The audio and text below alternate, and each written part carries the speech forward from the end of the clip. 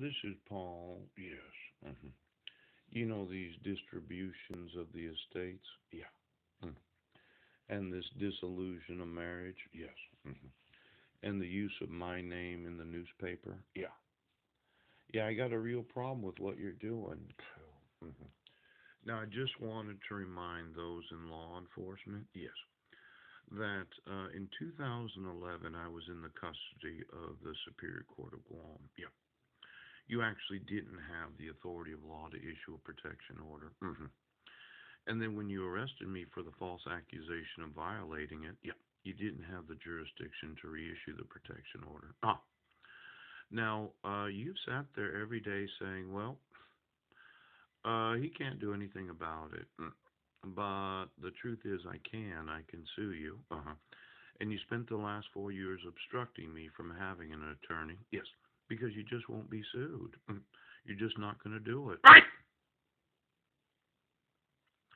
You're just not going to allow for a lawsuit to take place because you're the sheriff's department. You're the police department. Yeah. You're the employees of the city and the county. Yes. And you are going to refuse to allow me to sue you. Now, to be able to put my name in a newspaper, yes, it requires parental consent to play football. Yes. And when you issue the dissolution of marriage where I didn't get any notice of court hearings, yeah, there was or was not a stipulation and order included in it. Yes. Did you get a copy of the United Nations marriage certificate? There was no proof of actual attempt to service after you issued it? Yeah. You were just going to teach me the lesson. You know, Quilceen's going to get sued. Brennan's going to get sued. Yes. In fact, every school district in the United States right now. Now, I've explained for the last 4 years the fraud of issuing protection orders, where all the woman had to say was the guy's crazy. Yeah. We just don't know where he's at. For some reason, we can't find him. Right. And then you don't call it kidnapping, even though it's fraudulent. Yes.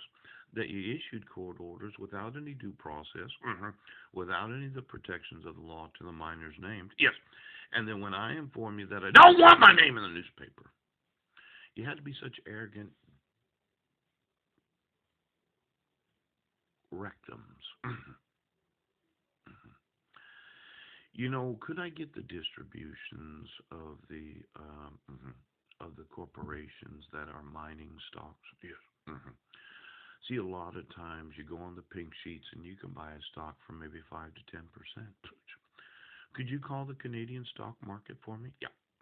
And the pink sheets. I want to know the actual stock ownership of every mine in North America that manufactures silver, gold, saltpeter. Yes, the actual ingredients of any explosive of the United States of America. See, I'm thinking that I'm going to do the mining and you're going to work for me. Yes. And we're going to look at what's necessary to manufacture C4. Yes. Dynamite. Nitroglycerin. Ow! And then we're going to look at the actual ownership of all the stock of all the companies that manufacture any explosive in the United States of America. And then I'm going to find out the actual number of stocks that I would need to purchase. Yes. And then I'm going to go through every one of the pink sheets. Yes, he is. And the actual ownership of all the stock that can be purchased for less than $1,000 a share. That's right. Then I'm going to get the IP addresses of all of those that invest in mineral stocks. Yes, he is. I'm going to know the actual identity of every one of them. Yes, he is. And then I'm going to go through the Canadian stock exchanges. Is it the Toronto? Is it the Vancouver or is it Victoria? Why don't you get me all the mineral stocks of every mine in Canada and the United States and Mexico, where I thought I would own all the gold that's going to be mined or not mined, because I might shut down a few mines. I mean, I don't need to mine that. I don't need to do it. And then there's the thought of the silver and how we have an abundance of it. I mean, the Hunt brothers just showed up. You know, in cornering markets, there's a couple different ways to do this.